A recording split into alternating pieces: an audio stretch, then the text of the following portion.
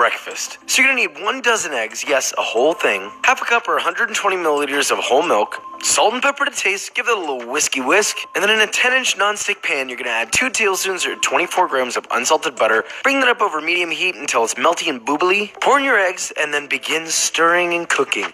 Now, once they begin to pull from the bottom, you're gonna add 1 cup or 120 grams of grated cheese. I did a couple different ones, manchego, cheddar, you name it. And about a cup of cooked vegetables of your choice. Mix it until evenly distributed, and then place it into an oven preheated to 350 degrees Fahrenheit for about 25 minutes. Or until it looks like this. Look at that. This is a thick frittata. Now just let that cool to room temperature, or you can serve hot. It's up to you. Total cost at $12.50, so that means that each serving is like $1.50. You can serve it room temp, you can serve it hot, you can serve it cold, just whatever floats your boat. There's no wrong way to serve it, really. Next up is the meal that I skip 8 times out of 10, lunch. In a medium-sized pot, squeeze out a 12-ounce sausage link of chorizo. Begin cooking that over medium heat until all the pork is cooked and you start to get some browning. Then you're gonna add 3/4 of a teaspoon or 2 grams of red pepper spicy boys and 4 cloves of sliced garlic. Give that a little stir and continue cooking until fragrant. Then add half a cup or 120 milliliters of filtered water. Cook that down a little bit till it starts to look a little bit homogeneous. Then add a 17.6 ounce or 500 gram carton of crushed tomatoes. Season that with a little bit of salt and pepper to taste. Give it a little stir and let that simmer for 10 minutes. Okay, so once that's simmered,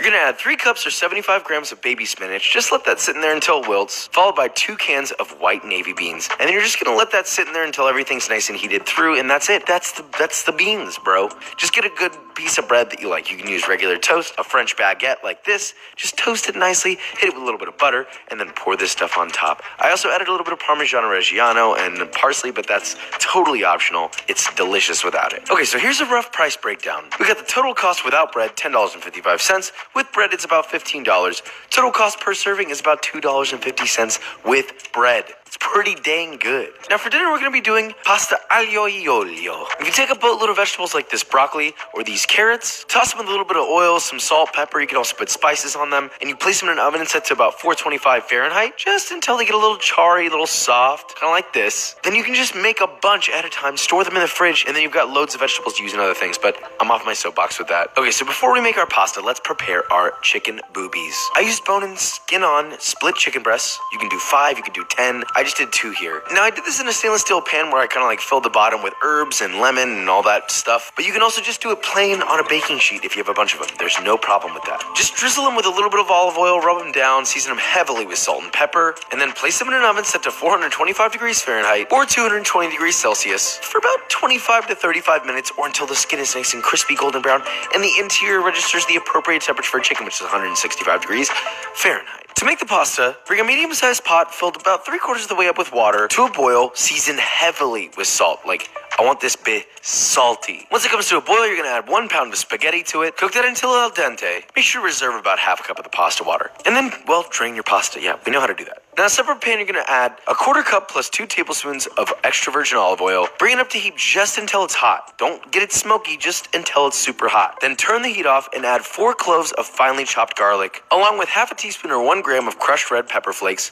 Swirl it around, let it get nice and fragrant. Then add your pasta to this pan, toss very well to coat. Adding your pasta water, then toss. Then adjust the salt levels and add a 1/4 cup or 10 grams of finely chopped parsley. Toss that together. That is the easiest pasta of all time, and it's so cheap to make. Just serve that onto a plate with your chicken and your roasted vegetables. You get it, And also, you could just have the pasta by itself. It's incredible by itself. Okay, so here's a little price breakdown. With all this put together, we got a total cost of about $16 per serving. For about 3 people, it's about $5.25. Not too shabby.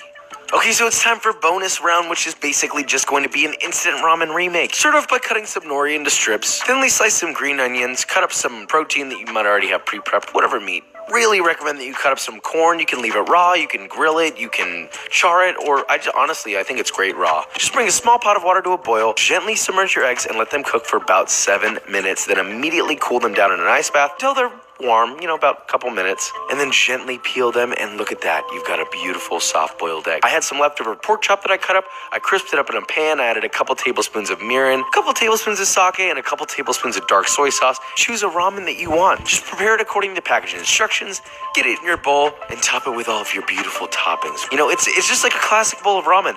It's actually got some, sustenance to it. It's not just, noodles and salty broth that isn't really even broth. But do you want to know what isn't noodles and salty broth? Beans. guys, and that is it. So, easier, healthier-ish meal.